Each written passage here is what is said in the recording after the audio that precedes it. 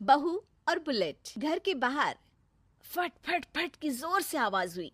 सीमा को लगा कि पटाखे फूट रहे हैं। वो डर के मारे घर से बाहर निकली। देखा तो सामने योगेश यानी कि पतिदेव एक बुलेट बाइक पर बैठे हैं। अरे डर गई क्या? बाइक लेकर आया हूँ तुम्हें घुमाने के लिए। सच में? मुझे लगा पटाखे फूट रहे हैं।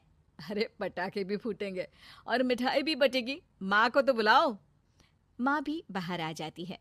अरे योगेश बेटा, इतनी जल्दी आ गया? और ये गाड़ी किसकी है? साहब की है? हाँ माँ, तुम्हारा बेटा साहब से कम है क्या? मेरी ही है। अरे बेटा, इतनी बड़ी गाड़ी ले ली। इससे तो तू घोड़ा ही ले लेता। महंगी पड़ी होगी ना? माँ महंगी सस्ती छोड़ो और मिठाई लाया हूँ, गांव में बंटवा दो। अरे बंटवा क्यों दो? पीछे बैठो, गांव में बांट कर आते हैं। सब खुश थे। योगेश गांव के बाहर एक कोयले की खदान में मजदूरी करता था। मेहनत और अकल से उसने वहां ठेकेदारी का काम सीख लिया और सूझबूझ से ठीक ठाक पैसा बनाने लगा। गांव में बात फैल गई कि योगेश के घर धमाका गाड़ी आई है। ऐसी गाड़ी पहले कभी किसी ने गांव में तो देखी नहीं थी। योगेश और माँ गाड़ी से वापस घर आ जाते हैं।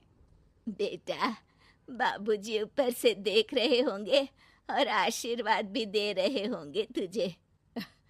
वो होते तो उनको भी घुमाता माँ। पूरे गांव में नाच नाच के मिठाई बांटने जाते। जैसे मैंने नाच नाच के बांटी थी जब वो अपने लिए एक साइकिल लेकर आए थे। बस बस, बाबूजी दो बात भी सुनाते कि फटफट वाली फटफटी ले आया। सीमा आगे कहती है, अपने लिए तो ये गाड़ी ले आए और मेरे लिए? अरे ये गाड़ी तुम्हारे लिए ही तो है। पक्का मेरे लिए है? अरे पक्का तुम्हारे लिए है। अगली सुबह जब योगेश सो रहा होता है तो उसे बाहर से गाड़ी की आवाज आती है। वो घबरा कर चिल्लाता है, चोर चोर, मेरी गाड़ी ले जा रहा है, चोर चोर। माँ भी जागती है और योगेश के साथ दरवाजे की तरफ भागती है। जैसे ही दोनों बाहर निकलते हैं तो देखते हैं कि सीमा गाड़ी चला रही है।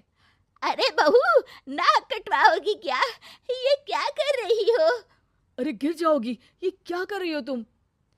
सीमा गाड़ी को रोक कर कहती है, सारे गांव में घुमा लाई, कहीं नहीं गिरी। क्या? सारे गांव में घुमा लाई? अरे लोग क्या कहेंगे बहू? सोचा क्या एक बार?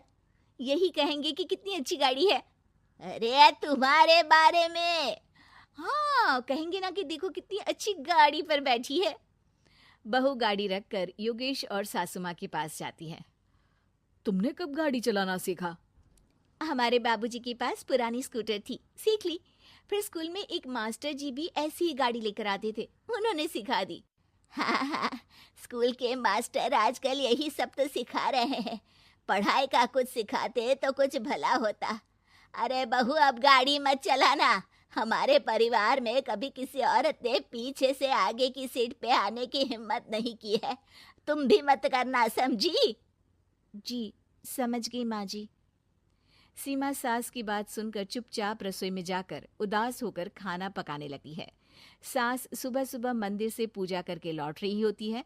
तभी उसे दो औरतें रोक लेती हैं और कहती हैं, अरे बहू को थोड़े अच्छे लक्षण भी सिखा दो।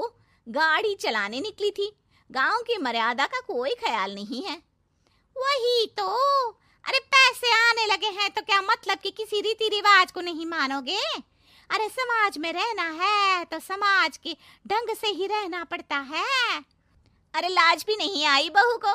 चूल्हे चौके से निकलकर सीधे गाड़ी लेकर चौराहे चबूतरे नाप लिए, फट फट फट करते हुए। अरे कुछ कह देना उसे। अरे ये क्या कहेगी? बूढ़ी सास है, इनकी थोड़ी ना चलती होगी घर में। हाँ, बहू की ही चलती होगी, मर्जी भी और गाड़ी भी।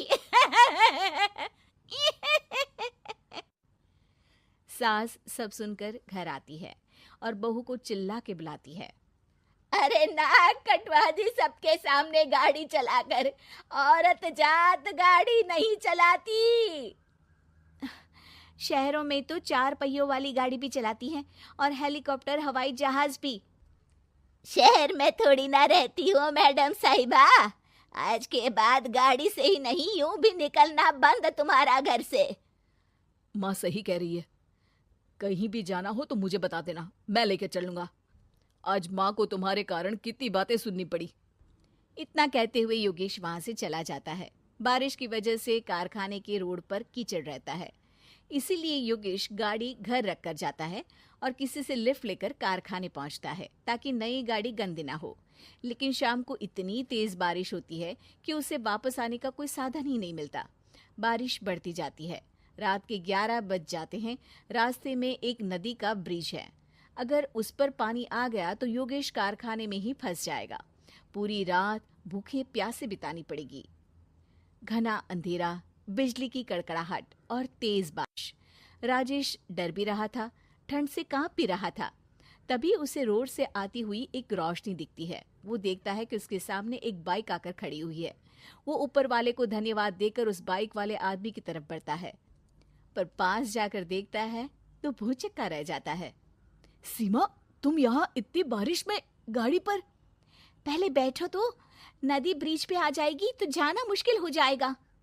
योगेश गाड़ी के पीछे बैठता है। सीमा गाड़ी चला रही है। मैंने तो तुमको पहचाना ही नहीं। गाड़ी की आवाज तो पहचानी होगी ना। अरे पर मुझे नहीं पता था कि तुम आओगी। अच्छा किया कि तुम आ गई। माँ नहीं आने दे रही थी, पर हमेशा पति पत्नी की रक्षा थोड़ी ना करेगा, पत्नी को भी तो करनी चाहिए। योगेश को सुबह अपने किए पर पछतावा होता है। उसकी आंख में आंसू आ गए जो बारिश की बूंदों में बह गए थे। उसके बाद सीमा को सास ने और योगेश ने खुशी खुशी समाज की सीमा लांघने की मंजूरी दे दी। अब वो जहां भी जाती फट फट फट गाड़ी पे ही जाती।